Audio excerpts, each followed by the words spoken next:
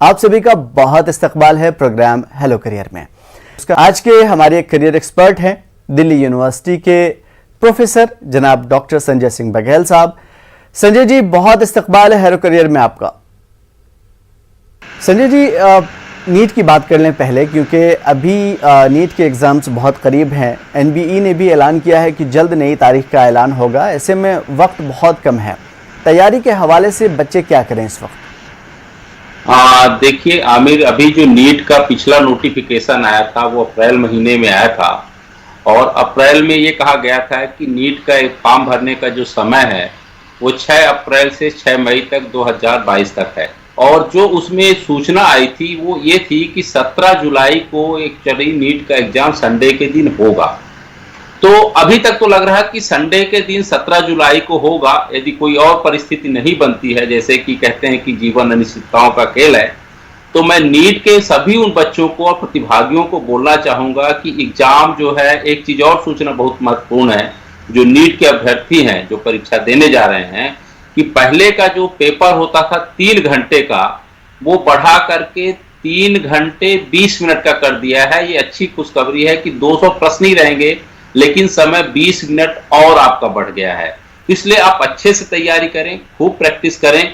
और एक चीज और बताना चाहूंगा कि जो भी आपका फिजिक्स, केमिस्ट्री, बायोलॉजी का पेपर होता है वो 2 सेक्शनों में बटा होता है। उसमें एक है कैटेगरी सेक्शन ए और दूसरा है सेक्शन बी। तो सेक्शन ए में 35 सवाल आपको पूछे जाते हैं, आपको अटेम्प्ट करना ही है।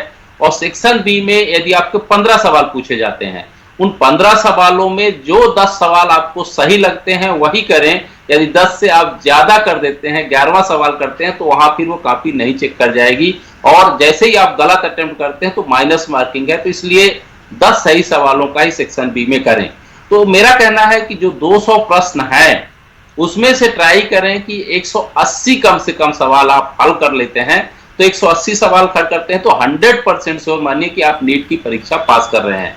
और साथ साथ बच्चे क्या करते हैं, कई बार उत्साह में लगता है, कंफ्यूजन में लगता है कि कुछ प्रश्न वो लगता है कि ये सही हो सकता है, तो वो अटेम्प्ट करने की कोशिश करते हैं। तो माइनस मार्किंग से भी खतरा है। तो जो यहाँ पर आपको लगता है कि ये चीज नहीं हो सकती या कंफ्यूजन है आपके मन में, ऐसे सवाल अटेम्प्ट ना करें। और नीट में जो और परिवर्तन होंगे, जो भी सूचनाएं आएंगी, तो जो पिछला नोटिफिकेशन है उसके हिसाब से ये कहा गया था कि हम एक संदेश ऐप दे रहे हैं, SNDES। वो ऐप डाउनलोड कर ले आप लोग, तो जो भी सूचना आती रहेगी वो आपको अपडेट करते रहेंगे उस ऐप के माध्यम से।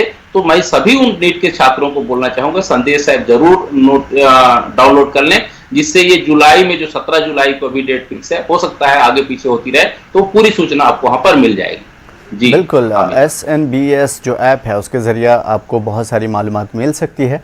साथ ही बहुत ही बड़ी खुशखबरी है, अगर 20 मिनट मिले हैं तो 20 मिनट बहुत होते हैं एक किसी भी बच्चे के लिए जो नीट में जो है नीट के इम्तिहान में उतरा हो। सर, अभी मैंने देखा कि बहुत सारे बच्चे अभी सवाल कर रहे थे कुछ पहले कि कोचिंग जो कर रहे हैं, टेस्ट भी हो रहे हैं, लेकिन उनके मुताबिक टेस्ट में वो बहुत कुछ ख़ास नहीं कर पा रहे हैं। ऐसे में क्या करना चाहिए? देखिए आमिर, बहुत अच्छा सवाल पूछा है। मैं बार बार कहता हूं कि जो कोचिंग होता है वो कहीं ना कहीं गाइडेंस तो देता है, बेसिक गाइडेंस देता है, लेकिन बहुत कम ऐसी कोचिंग है जिनको पूरा पता होता है कि किस तरह पैटर्न होगा, किस तरह के सवाल पूछे जाते हैं और किस तरह के सवाल का प्रैक्टिस करना चाहिए।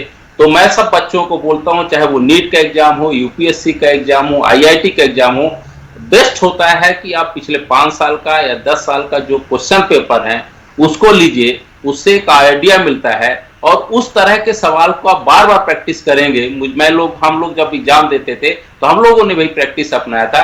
तो वो प्रैक्टिस करें, पुराने जितना प्रैक्टिस करेंगे, practice make perfect of the man जो आप कहते हैं, तो इस तरह आप प्रैक्टिस करते रहते हैं। और जो आपको कमजोर पक्ष दिखाई देता है उसको बार बार रिवाइज करें। बार बार मैं कहता हूं कि 100 किताबें पढ़ने से अच्छा 10 अच्छी किताबें पढ़ें और बार बार पढ़ें, 100 बार पढ़ें, तो मुझे लगता है कोई भी एग्जाम, कोई भी कठिनाई आप पार कर सकते हैं। बिल्कुल प्रोफेसर साहब, एक चीज़ बहुत ही अहम है जो मैं जानना चाहूँगा बच्चों की तरफ से, क्योंकि हम सभी उसी पैराए से होकर के गुजरे हैं।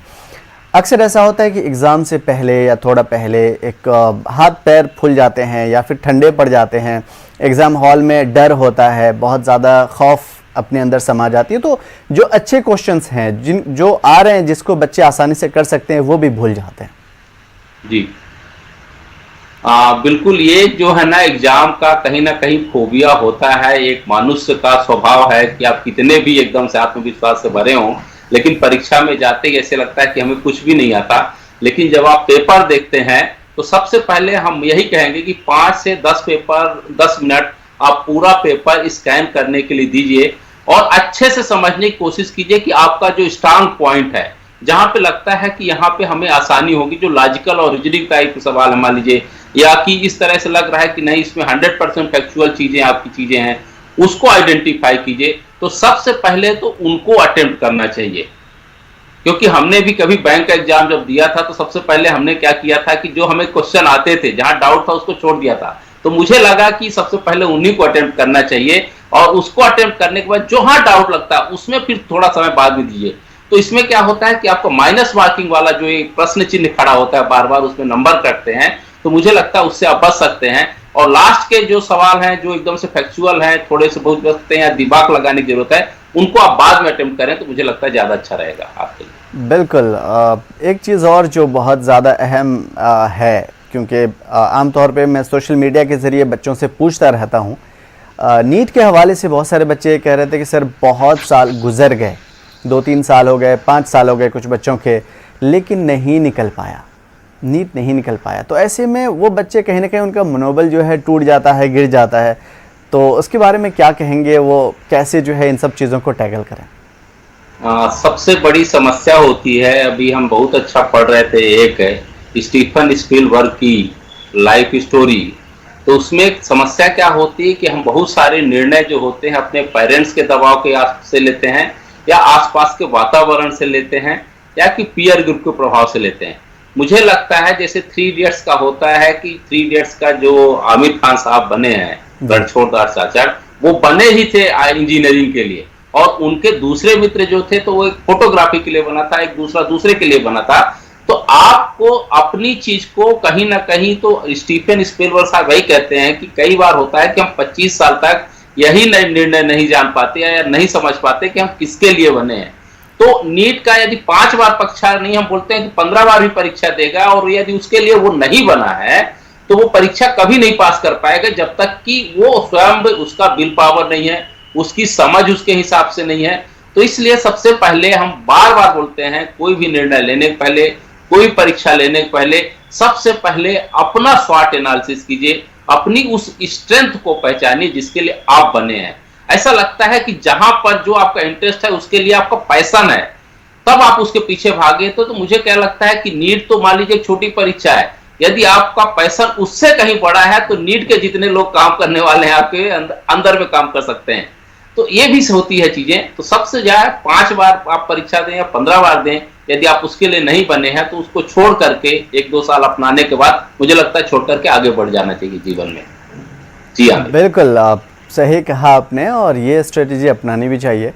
स्ट्रेटेजी से मुझे याद आया जो बहुत ज़्यादा ज़रूरी है, नीट के लिए ही नहीं बल्कि सभी एग्ज़ाम के लिए। सर, एग्ज़ाम की जो स्ट्रेटेजी है वो कैसे तय करनी चाहिए एक बच्चे के लिए ख़ास तौर पे, और उसमें माँ बाप का, गार्जियन का क्या किरदार होना चाहिए?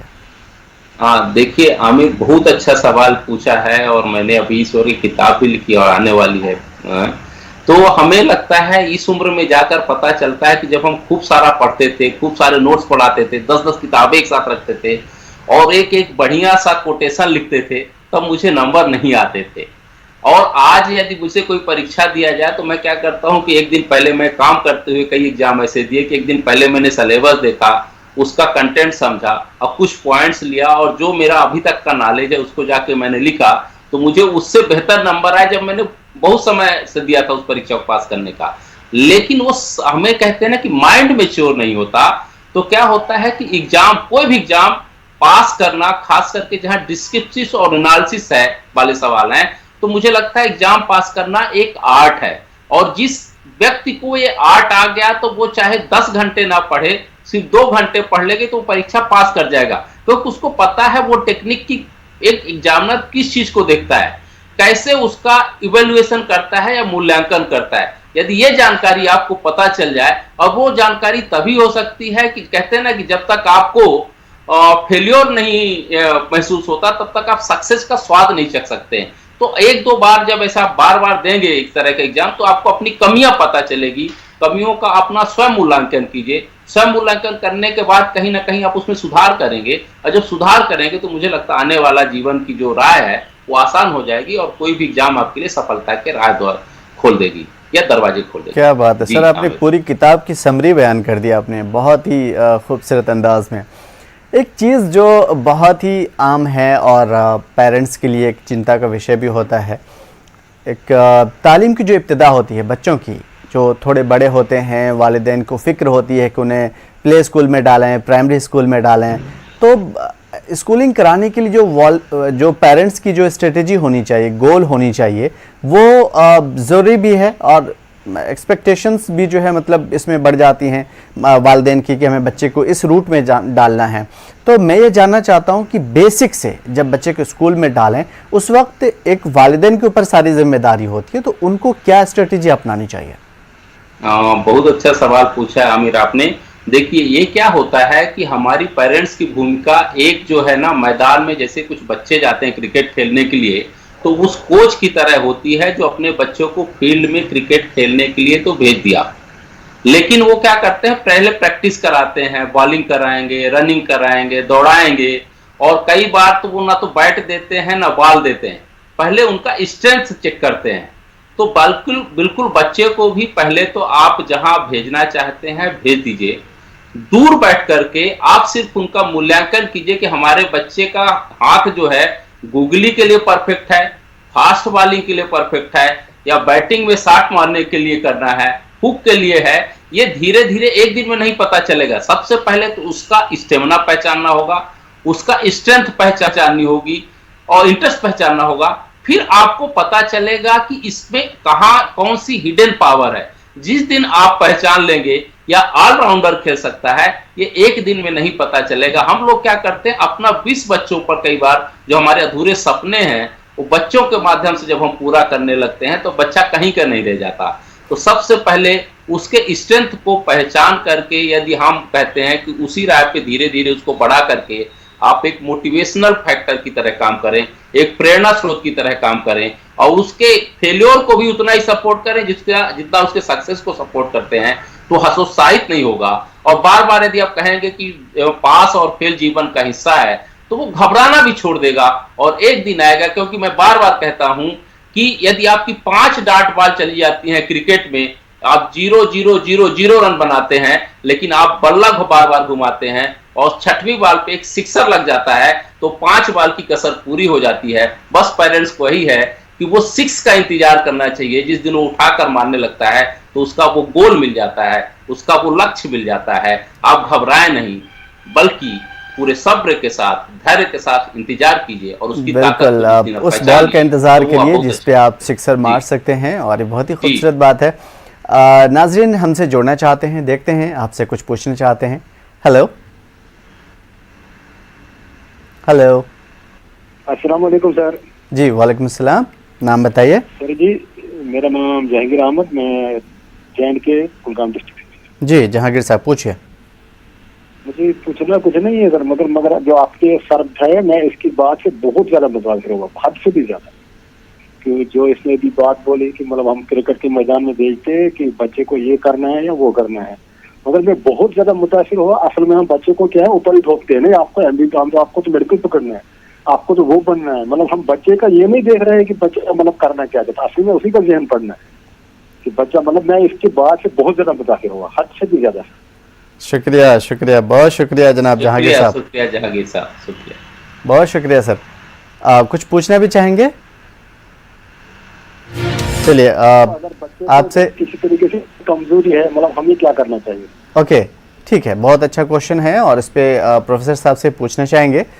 प्रोफेसर साहब कॉन्ग्रेचुलेशंस, आपने जो अंदाज अपनाया वाकई बहुत खूबसूरत है। क्योंकि किसके अंदर क्या स्ट्रेंथ है कैसे मालूम? कोई फास्ट बॉलर है, उसके अंदर फास्ट बॉल फेंकने की जो है क्षमता है, कोई स्पिनर है गूगली कर सकता है, कोई अच्छा बैट्समैन है अच्छा खेल सकता है। तो ये बहुत ही खूबसूरत अंदाज में जो है यकीनन नाजरीन को पसंद आया, और अप्रिशिएशंस। सर ये अभी इन्होंने कहा कि जो बच्चों के अंदर कमजोरी है उसको कैसे दूर करना चाहिए? देखिए, हर एक बच्चा मुझे लगता है अल्लाह का, ईश्वर का एक अद्भुत देन है, असाधारण प्रतिभा लेकर पैदा होता है और सब में बहुत अच्छी खूबियां भी होती हैं और कमजोरियां भी होती हैं। तो हमें क्या है कि हम क्या होता है कि कई बार खूबियों को ज्यादा देखने लगते हैं, तो हमें उसके भीतर का, जैसे मैंने कहा ना कि वो जौहरी ही पहचान सकता है कि इस पत्थर में हीरा छुपा है या नहीं छुपा है, तो उसको एक तरह से पहचानने की जरूरत होती है। यदि कोई बच्चा पेंटिंग करता है तो उसको पेंटिंग में जाना चाहिए। यदि सचिन तेंदुलकर, मैंने अभी क्रिकेट का उदाहरण लिया, यदि उनके पिताजी उनको सिंगर बनाना चाहते, या फिर आपने पहला सवाल पूछा कि बेटा तू नीट का एग्जाम दे दे, तो ना तो वो जिंदगी भर सिंगर बन जा पाता और ना तो वो नीट का एग्जाम क्लियर कर पाता, क्योंकि जो बच्चा 6 या 7 साल में बैट उठाकर मारना चालू कर दिया, तो उसके पिताजी जानते थे कि ये तो सिर्फ बना ही इसके लिए है। ये पहचानने की जो कला है ये पेरेंट्स के भीतर होती है, जो गुरु होता है उसके भीतर होती है, और मुझे लगता है गुरु मिलना सबसे महत्वपूर्ण होता है, एक मेंटोर मिलना महत्वपूर्ण होता है। आपको जीवन में टीचर बहुत मिलेंगे, आपको बहुत सारे जो है इंस्ट्रक्टर मिलेंगे, लेकिन गुरु मिलना, कहते हैं गुरु गोविंद दो खड़े काके लागू पांव, बलिहारी गुरु आपकी गोविंद दियो बताए। तो मुझे लगता है गुरु का जो स्थान है खुदा से भी बड़ा है, भगवान से भी बड़ा है। उस दिन जिस दिन मिल गया तो आपको सही राह बता देगा कि आपके भीतर क्या छुपा है और क्या टैलेंट है और आप किस रास्ते पे जाएंगे, तो आपका पूरा जीवन मुकम्मल हो जाएगा, आपका जीवन पूरा सार्थक हो जाएगा। बिल्कुल सही कहा आपने कि जो है सही रहनुमाई बहुत ज़्यादा ज़रूरी है, और रहनुमाई अगर ना हो तो यकीनन जो है पाँव डगमगाने के चांसेस रहते हैं। सर इसी से चूँकि अभी हमने बेसिक से शुरू किया है, स्कूलिंग से, फिर बाद में स्कूलिंग के बाद कॉलेज का नंबर आता है, बच्चे बड़े हो गए हैं, अब वो अपना फैसला कर सकते हैं। ऐसे में बच्चों के लिए क्या गोल होनी चाहिए, क्या क्या चीज़ें उनके लिए ज़रूरी हैं? हाँ, देखिए क्या होता है कि हमारे शिक्षा व्यवस्था पर महान दार्शनिक कन्फ्यूशियस का एक बहुत अच्छी चीज लागू होती है कि हमारी शिक्षा व्यवस्था क्या है कि रटंत विद्या पर आधारित है। उन्होंने 3 शब्दों पे कहा है कि हम किसी चीज को पढ़ते हैं और कुछ समय के बाद भूल जाते हैं। दूसरा क्या है कि हम जब किसी चीज को देखते हैं तो वो चीजें हमें याद आ जाती हैं। और तीसरा उन्होंने कहा कि यदि हम किसी चीज को करते हैं, व्यवहार में उसको अपनाते हैं, तो आजीवन के लिए हो जाती है, वो फिर हम कभी नहीं भूलते। कंप्यूटर में यदि आपने कोई एक एप्लीकेशन सीख लिया, कोई सॉफ्टवेयर सीख लिया और 2-4 महीने आपने कर लिया, तो वो जीवन भर नहीं भूलेगी, चाहे आपकी उम्र 80 साल की हो जाए या 90 साल की हो जाए। तो बच्चों को, कोई भी बच्चा हो, तो हम बार बार बोलते हैं कि सिद्धांत पढ़ो, जो किताबों में लिखा है पढ़िए, लेकिन उसको जीवन में जब तक अप्लाई नहीं करेंगे तो आपका भाग्य बदलने वाला नहीं है। किताबों में तो बहुत अच्छी अच्छी चीजें लिखी हैं, सबके लिए लिखी हैं, क्लास वही होता है, टीचर वही होता है, पढ़ाने वाला सब वही होता है, लेकिन उसी क्लास में से कुछ बच्चा उसी चीज को बहुत सार्थक ढंग से, सकारात्मक ढंग से कहां पहुंच जाता है, बुलंदियों पर पहुंच जाता है, और कहीं वही क्लास का दूसरा बच्चा जो चीजों को सही समय पर व्यवहारिक ढंग से नहीं समझ पाता, वो कहीं ना कहीं बेकारी में, बेरोजगारी में जीवन भर घूमता रहता है। ये बिल्कुल बच्चे के उस प्रतिभा पर निर्भर करता है और वो पढ़ाने वाले उस गुरु पर निर्भर करता है कि जब तक अंतिम छोर का बच्चा उनका जो पढ़ाया हुआ है वो ना समझ जाए, तब तक उसको ना आगे बढ़ने दिया जाए। क्योंकि परीक्षा की जो रेस है वो 100% ला लेने से मुझे लगता है वो कुछ नहीं होता, जब तक कि उसके अंदर कोई ना कोई व्यवहारिक चीज नहीं डेवलप हो जाती, स्किल नहीं डेवलप हो जाती, जिसके माध्यम से वो है बाजार में जाकर के अपने लिए कुछ सार्थक रोजगार ढूंढ सके। जी बिल्कुल सर, अपने जो है स्किल्स की बात की, स्कूलिंग और कॉलेज के बीच में जो है आमतौर पे स्किल्स पे ध्यान देने की ज़रूरत होती है, ख़ास करके बच्चों में बहुत ज़्यादा टेक्निकल नॉलेज, कुछ टेक्निकल हुनर सीखना चाहते हैं पढ़ाई के साथ साथ। तो ऐसी सूरत में जो है दोनों का, बच्चों का और वालिदैन का, पेरेंट्स का जो है क्या एस्पेक्ट्स होने चाहिए? देखिए, जो कोई भी पेरेंट्स आज है वो 90 के पहले के पेरेंट्स होगा, मुझे लगता है 30 साल तो पहले के होगा, तो उसको हम जो है आज की भाषा में बोलते हैं XY जनरेशन के लोग हैं। और जो अभी जो 2000 के बाद के, 2001 के बाद के जो है वो जो जनरेशन, उसको हम Z जनरेशन कहते हैं। तो जेड जनरेशन जो पैदा हुआ है वो हाथ में मोबाइल और टेक्नोलॉजी लेकर पैदा हुआ है। जो 2000 के पहले के लोग हैं उनके पास क्या है, इंफॉर्मेशन टेक्नोलॉजी तक तो सूचना थी, लेकिन डिजिटल मीडिया नहीं था। वो हाथ में मोबाइल और स्मार्टफोन लेकर नहीं पैदा हुए हैं। इसीलिए क्या होता है कि हम देखते हैं कि हमारे घर का 3 साल का बच्चा हमसे अच्छा कोई भी ऐप चला लेता है, जो उसको पसंद है वो काम कर लेता है, और हम 30 साल के होकर के भी उस एप्लीकेशन को नहीं जानते, नहीं समझ पाते। उसका रीजन ये क्या है कि दिन भर उसका इंटरेस्ट क्या है, उस मोबाइल और स्मार्टफोन पे है। तो ऐसे में हम बोलना चाहेंगे कि जो पेरेंट्स हैं वो दूर खड़े होकर, बार बार देखता हूं, हो रहे बदलाव में आसपास को जानने और समझने की कोशिश करें, और जो बदलाव हो रहे हैं, जो परिवर्तन हो रहे हैं, चाहे वो टेक्नोलॉजी के माध्यम से हो या मीडिया के माध्यम से हो या समाज में हो रहे परिवर्तन को, उसको समझना होगा और उसके हिसाब से बच्चे को आगे बढ़ाना होगा, उसको मोटिवेट करना होगा, उसमें स्किल डेवलप करनी होगी। जैसे कि अभी 2001 में बिल गेट्स कहते हैं कि जो शिक्षा व्यवस्था सूचना प्रौद्योगिकी से युक्त नहीं है वो आज के लिए किसी भी तरह से उपयोगी नहीं है। लेकिन अभी 6 महीने पहले सुंदर पिचाई साहब, गूगल के जो सीईओ हैं, हेड है, वो कहते हैं कि यदि आज की शिक्षा व्यवस्था आर्टिफिशियल इंटेलिजेंस और ऑटोमेशन से युक्त नहीं है तो आने वाली पीढ़ी किसी काम की नहीं रह जाएगी। इसका मतलब यदि आर्टिफिशियल इंटेलिजेंस और ऑटोमेशन को नहीं जानते हैं तो आपके लिए आने वाला जो समय होगा एक तरह से कठिनाई भरा होगा, लेकिन यदि आप सीख जाते हैं तो एक बिल्कुल हवा में लहराते हुए आप अपने जीवन को एकदम ऊंचाइयों तक ले जाते हैं। ऊंचाइयों तक ले जाता है, बिल्कुल सही कहा आपने। सर